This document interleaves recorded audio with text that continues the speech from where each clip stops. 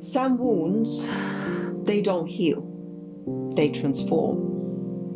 There are certain moments that split your life in two, before that happened and after. And betrayal is one of them.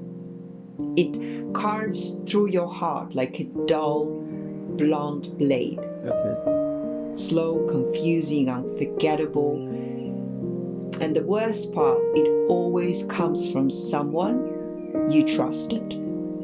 Someone you let in, someone you believed wouldn't be that one. And that's the definition of betrayal. Only someone close can cut that deep. And once it happens, like really happens, if you're never quite the same, there is a before you. Soft, maybe naive, still able to believe without question. And then there is the after you, stitched back together, but never in the same shape. And that doesn't mean you're broken, but it does mean you are changed forever. People who've been betrayed often carry a subtle shake in their voice when they talk about love.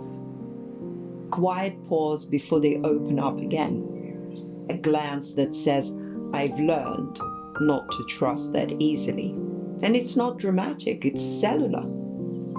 Something inside just rearranges.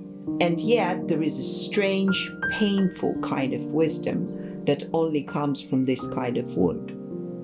Because when you felt the floor drop out from under you, you learn what you stand on.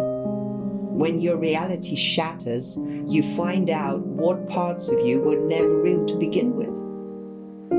And betrayal doesn't just hurt, it reveals. But here is where it gets complicated. Most people stop there.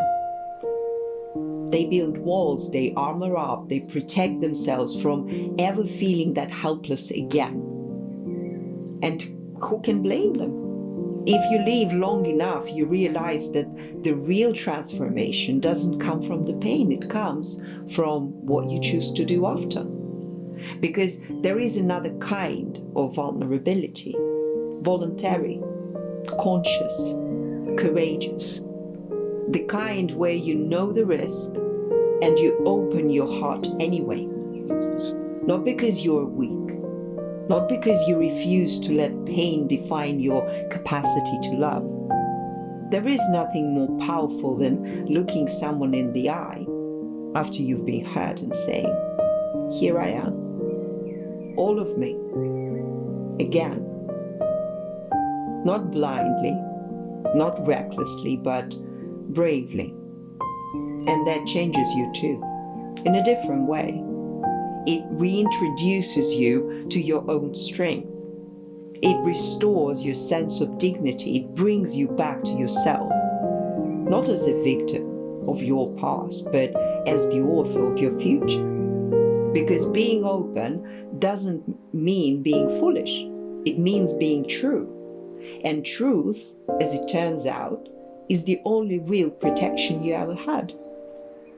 When you can look at another human being, unclench your fist, soften your voice, and show the trembling truth of who you are, and still stand in it, you win something back that betrayal tried to steal from you. Your own wholeness. Some people never get there. They keep collecting scars like proof of how dangerous love is. But some decide that they'd rather feel everything than feel nothing. They'd rather risk the ache than leave behind glass. And they choose connection over safety. And that too, it changes you forever. So maybe the question isn't how do I protect myself from ever being hurt again? Maybe it's how do I become someone who can survive the hurt and love anyway?